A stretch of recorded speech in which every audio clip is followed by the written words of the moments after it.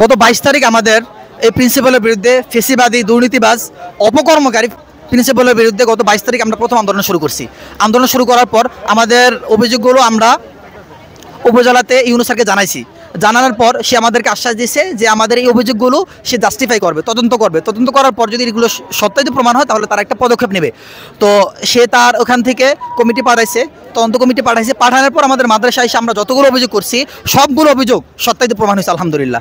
হওয়ার পর এগুলো ইউনূস স্যার সম্পূর্ণ স্বাক্ষর করছে। স্বাক্ষর করার পর সেটা সম্পূর্ণ প্রসেসিংয়ের মাধ্যমে যেটা যেভাবে চললে শান্তিপূর্ণ হবে, যেভাবে চললে শৃঙ্খলা বজায় রাখবে সেভাবে এটা করছে। আমরাও ঠিক সে যেভাবে বলছে সেভাবেই করার চেষ্টা করছি।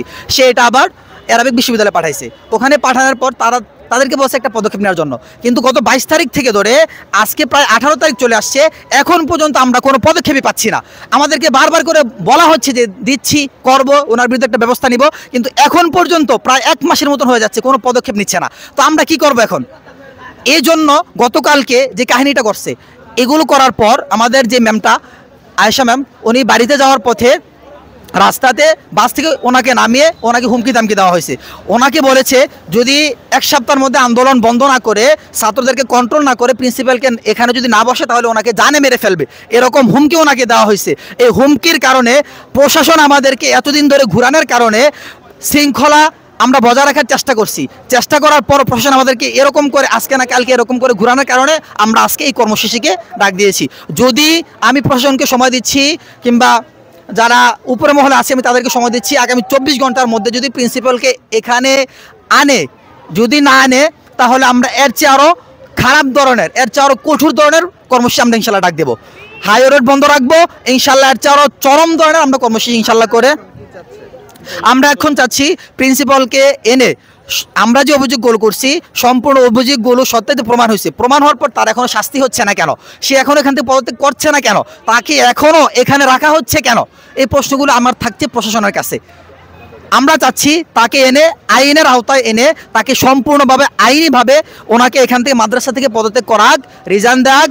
এখন উনি যে গত 16 বছর ফেসিবাদ সরকার থাকা অবস্থায় 16 বছর উনি যে অপকর্মগুলো করছে, 16 বছরের হিসাব পাই টু পাই করে আমাদেরকে দিয়ে উনি এখান থেকে চলে যাবে, এটা আমরা চাচ্ছি। এই দফাটা আমাদের থাকতেছে। স্যার অধ্যক্ষ নজরুল ইসলাম সাহেব, ওনার বিরুদ্ধে আজকে আমাদের এই বিক্ষোভ মিছিল ও অবরোধ।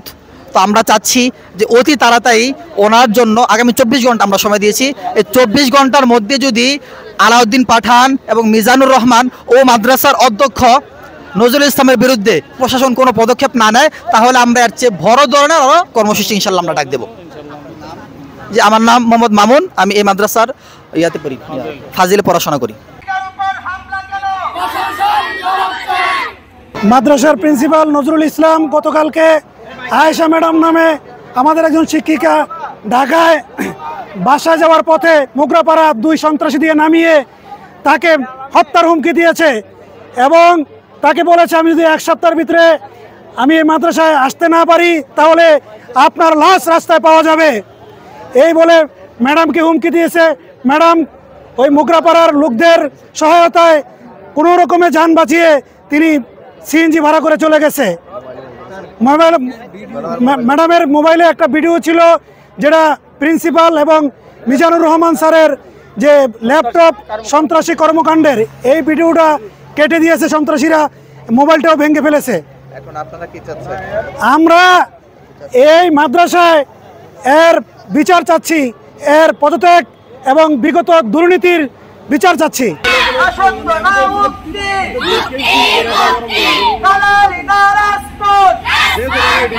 আজকে মানববন্ধন এবং যে আমরা যে অবরোধের কর্মসূচি পালন করবে একটাই কারণ, আমাদের প্রাণ প্রিয় বিসি শিক্ষিকা আয়েশা খাতুনকে হত্যা করার পায়তারা চলেছে। আমি দাউদকান্দি মদিনাতুল উলুম কামিল মাদ্রাসার সকল শিক্ষক ছাত্রছাত্রীদের পক্ষ থেকে তার সুষ্ঠু বিচারের প্রশাসনের কাছে আমি দাবি জানাচ্ছি।